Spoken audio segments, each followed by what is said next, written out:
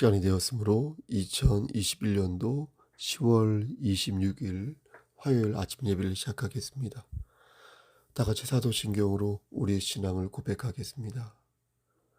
전능하사 천지를 만드신 하나님 아버지를 내가 믿사오며 그 외아들 우리 주 예수 그리스도를 믿사오니 이는 성령으로 잉태하사 동정녀 마리아에게 나시고 본디오 빌라도에게 고난을 받으사 십자가에 못 박혀 죽으시고 장사한 지 사흘 만에 죽은 자 가운데에서 다시 살아나시며 하늘에 오르사 전능하신 하나님 우편에 앉아 계시다가 저리로서 산 자와 죽은 자를 심판하러 오시니다. 성령을 믿사오며 거룩한 공예와 성도가 서로 교통하는 것과 죄를 사해 주시는 것과 몸이 다시 사는 것과 영원히 사는 것을 믿사옵나이다. 아멘.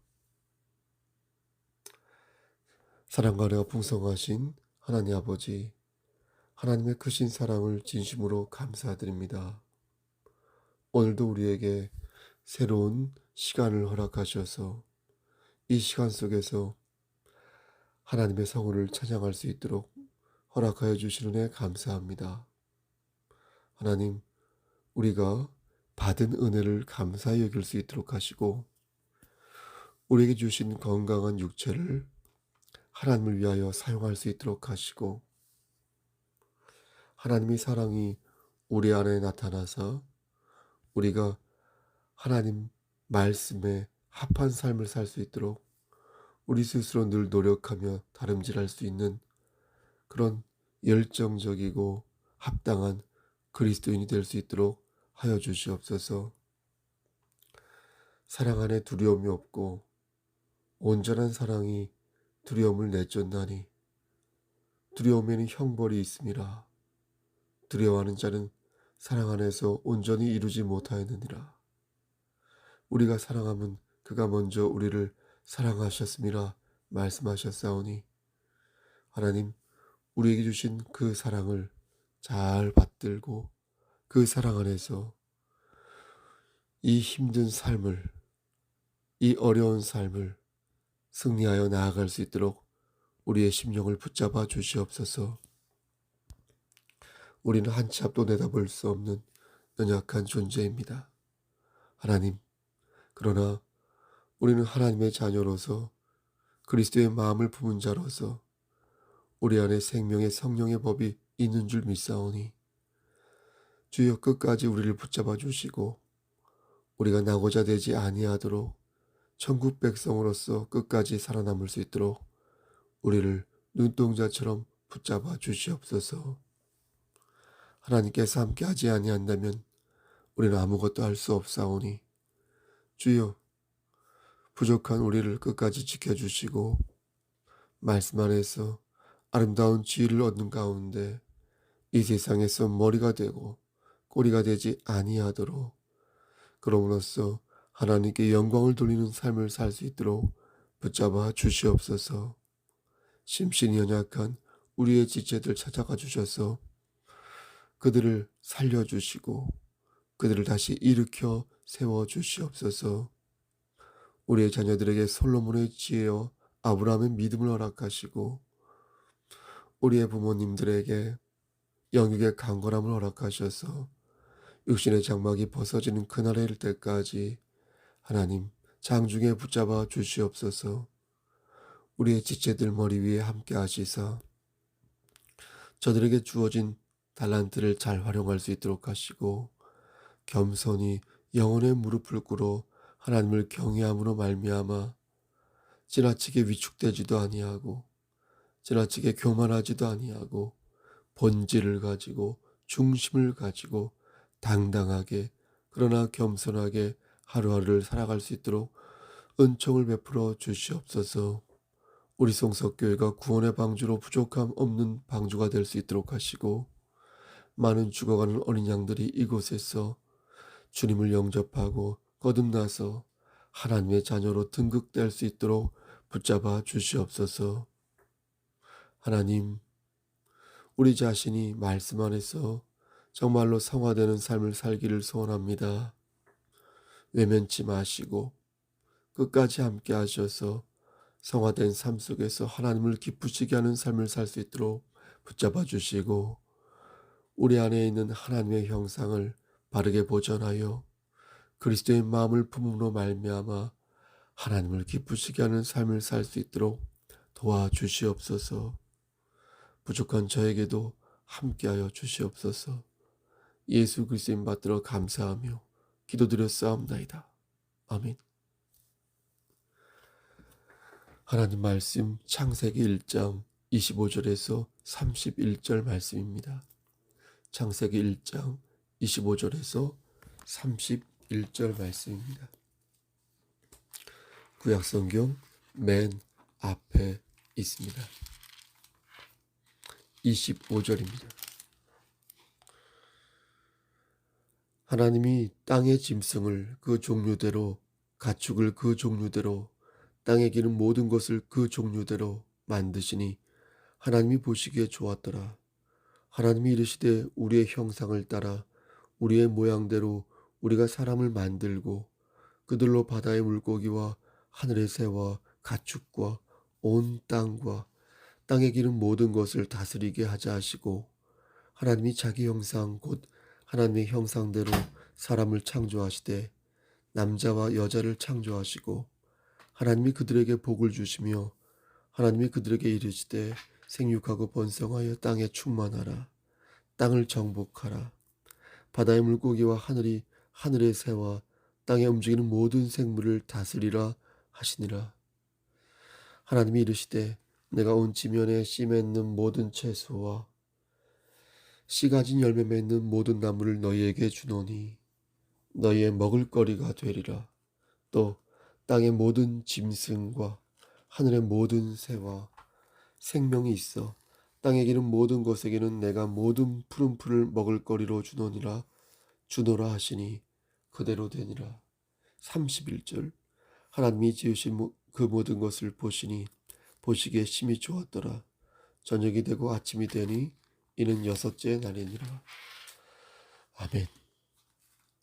하나님 부족하지만 하나님께서 주신 역량 안에서 열심히 잘 자랄 수 있도록 도와주시옵소서. 예수님의 이름으로 기도합니다. 아멘. 아침에 우리로 하여금 주의 인자한 말씀을 듣게 하심을 너무나 감사하게 생각하고 있습니다.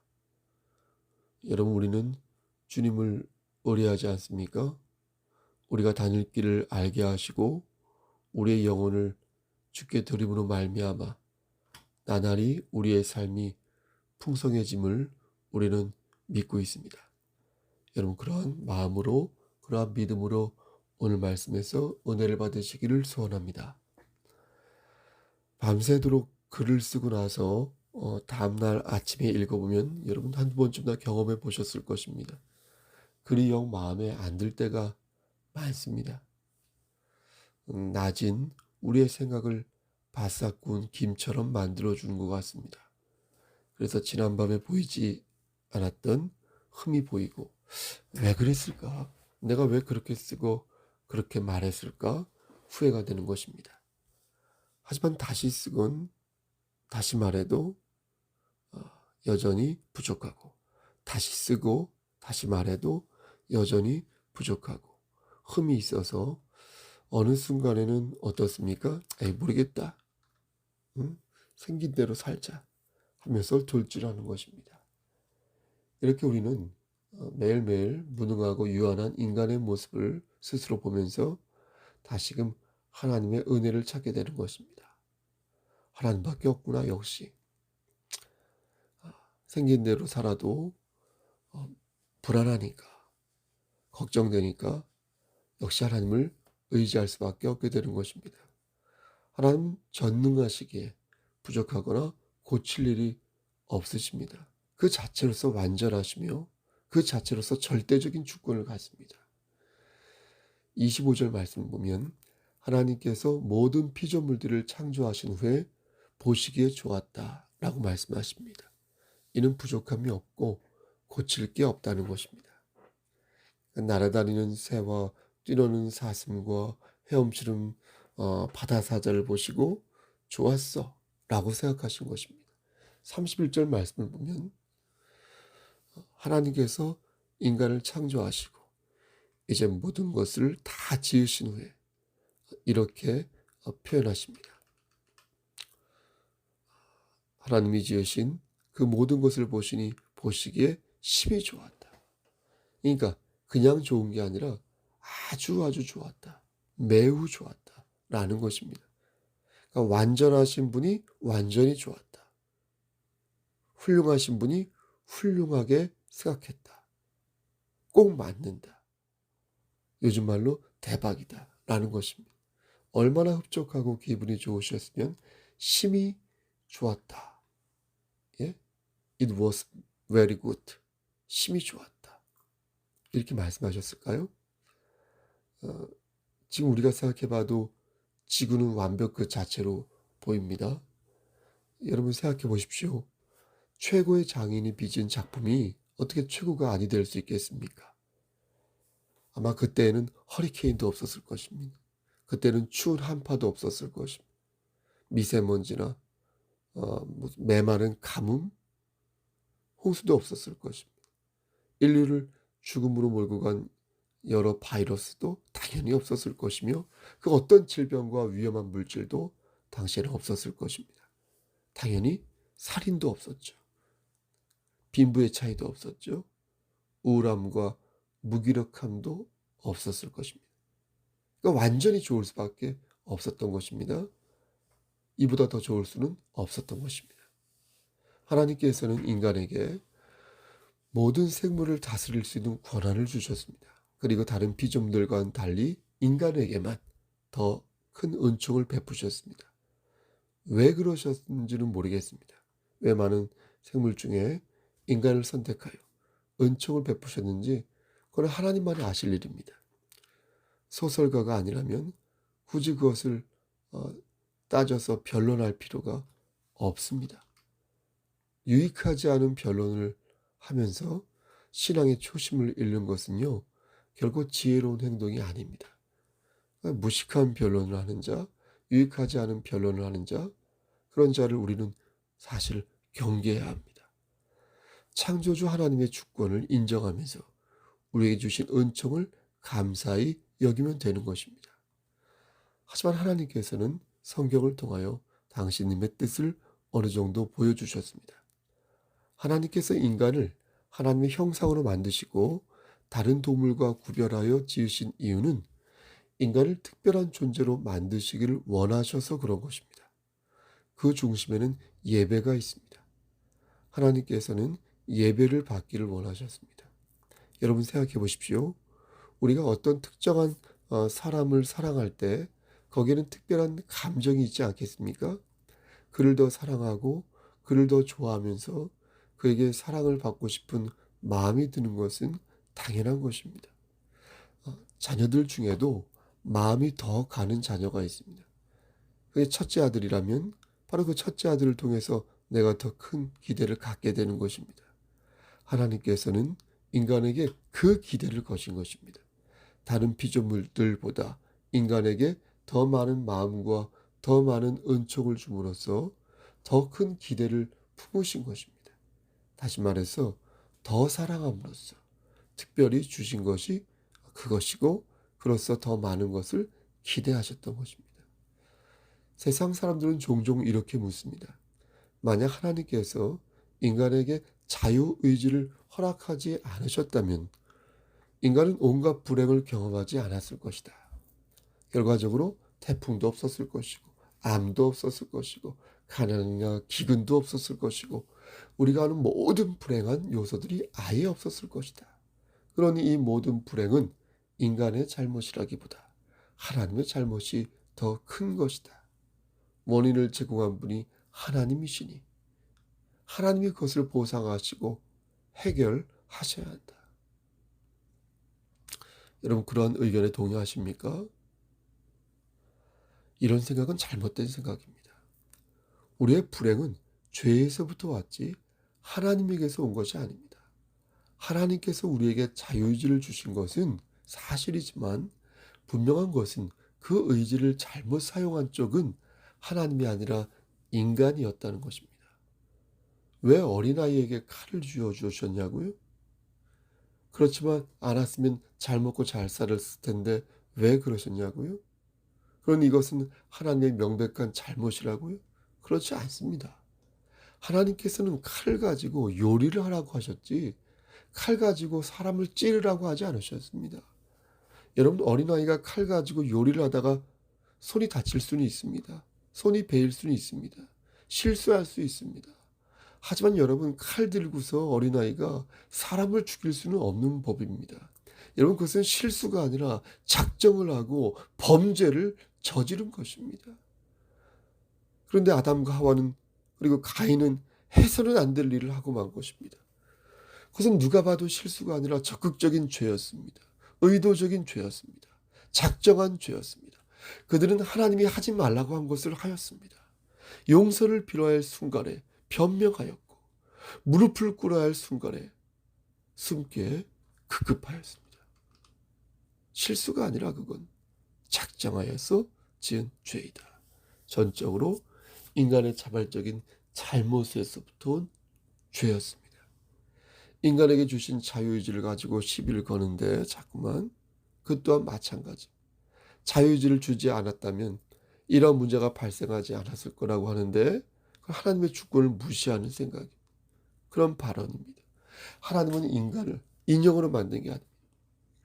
배터리로 움직이는 로봇이라고 해야 되나요? 로봇으로 만든 게 아닙니다. 하나님은 인간을 창조하신 후에 그들과 함께 영원토록 경배를 받으며 지내고 싶으셨습니다. 물론 인형은 어떤 논쟁이나 비극을 불러오지 않을 것입니다. 로봇은 배터리만 제때 교체해주면 아무 일도 없이 잘 움직일 것입니다. 하지만 하나님께서는 그러한 기계적인 관계를 맺기를 원하지 않으셨다는 거예요. 배터리를 켜면 움직이는 전원을 누르면 움직이는 그런 형식적이고 기계적이고 관습적이며 억지의 예배를 받고 싶지 않으셨다는 거예요. 자발적이고 따스하며 열정이 넘치는 그런 관계, 그런 예배 원하셨기에 우리에게 자유의지를 주신 것입니다. 예? 진정한 마음은 영혼이 있을 때 가능합니다. 영혼을 담아 진정으로 나를 사랑해 줄 때 비록 그가 부족한 것을 알지만 가슴으로 그의 사랑을 어때요? 느낄 수가 있는 것입니다.